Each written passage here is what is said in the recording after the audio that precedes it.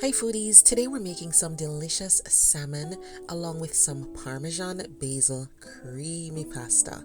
So let's get started. So get your pieces of salmon, they're nicely cleaned and pat dried. Add your seasoned salt, some black pepper, some paprika, and then I did add a little bit of fish seasoning. If you want to include some basil here, you could add some dry basil to the salmon, or you could just leave it for the pasta. So I just rub that in, then I'm going to flip it over and repeat the seasonings on the other side. So just make sure you massage that seasoning into the salmon, and you can marinate this for minimum 30 minutes. Overnight is fine as well.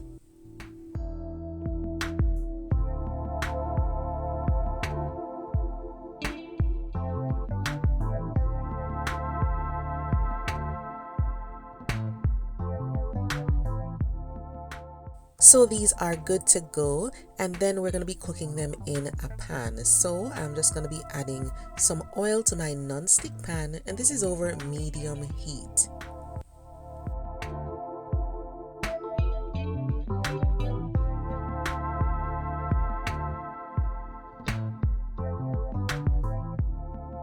We'll lay the pieces of salmon in there with the skin side up.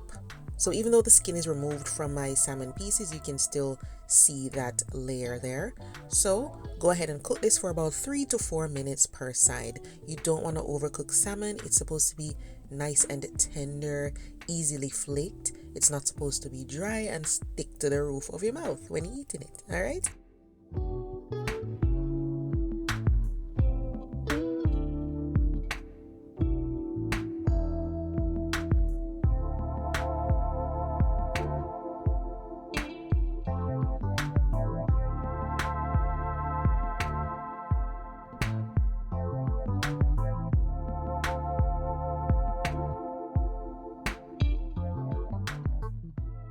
Once they're cooked, I just remove these and set them aside because we're going to be working on that sauce for the pasta. So I poured off that oil and then I'm setting these aside. For the sauce, I'm going to add some unsalted butter.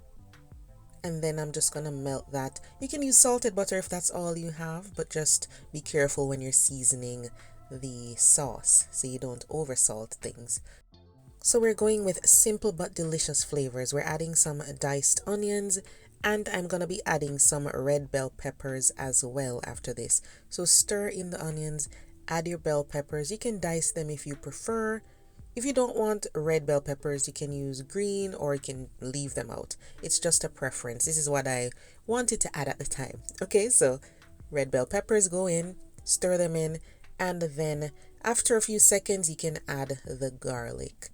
Okay, we add the garlic last. We try to add it last because you know garlic tends to burn sometimes. So stir all of these delicious flavors together. Okay, once it's beautifully fragrant and it just smells irresistibly delicious, then we're gonna go in with the whipping cream.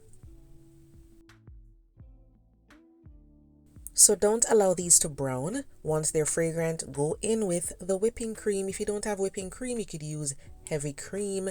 If you want this to be dairy free, you could even use some rich coconut cream.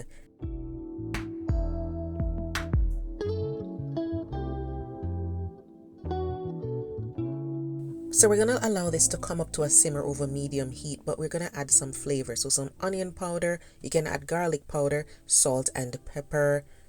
It's really up to you as far as seasoning this, but try not to overdo it. If you have some basil paste, that is really convenient. You can definitely stir some in at this point. I am going to be adding fresh basil at the end, but I have this in my fridge, so I'm just going to stir some of it in there. So while this simmers, it's going to reduce a little bit and it's also going to get a little thicker. And we are adding some cheese later on. So once this reduces a bit, starts to get thicker, you can turn down the heat to low and add your Parmesan cheese a little at a time. Now I prefer for you to buy real Parmigiano Reggiano cheese and grate it finely yourself versus buying the stuff in the bottle. But do what works for you. I prefer to get my cheese, grate it at home. So go ahead, stir that in a little at a time, and this is over low heat.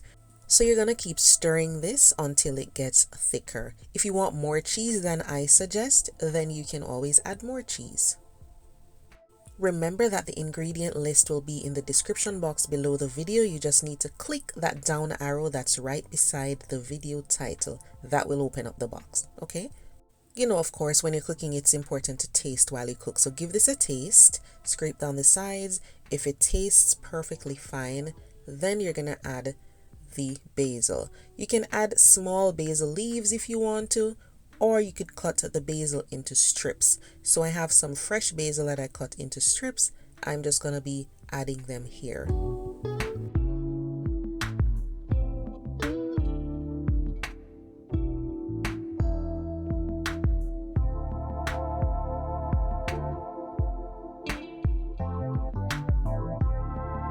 Of course, the reason I add the basil last minute is because it cooks fast and you want that freshness, because this is a creamy dish, so getting that freshness from the basil, it works perfectly. So you don't need to cook this for long, just allow it to wilt last minute in the sauce, and then we're going to add the salmon that we cooked before.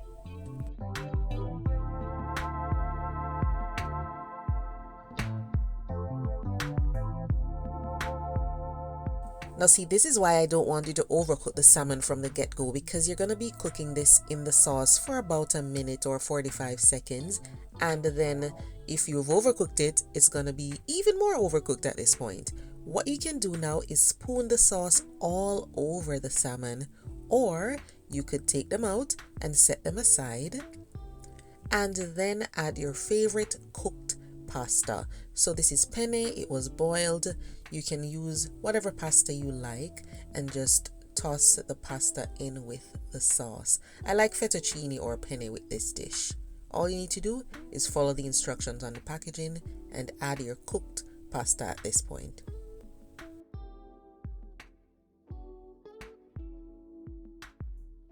Now I love creamy sauces, anything that's like Alfredo. But what I love about this in particular is that the freshness of the basil just creates a nice balance. You have the creamy and then that fresh, bold flavor from the basil. So all we need to do is serve this up. You can serve up the pasta and top it off with some salmon. And if you want to, you could even flake the salmon all over your specific serving of pasta, right? So this is really delicious. You can serve it up family style if you want to. It is just so tasty. So once you give it a try, of course, you have to come back and let me know how it worked out for you. All right? Thank you so much for watching. I'll see you next time.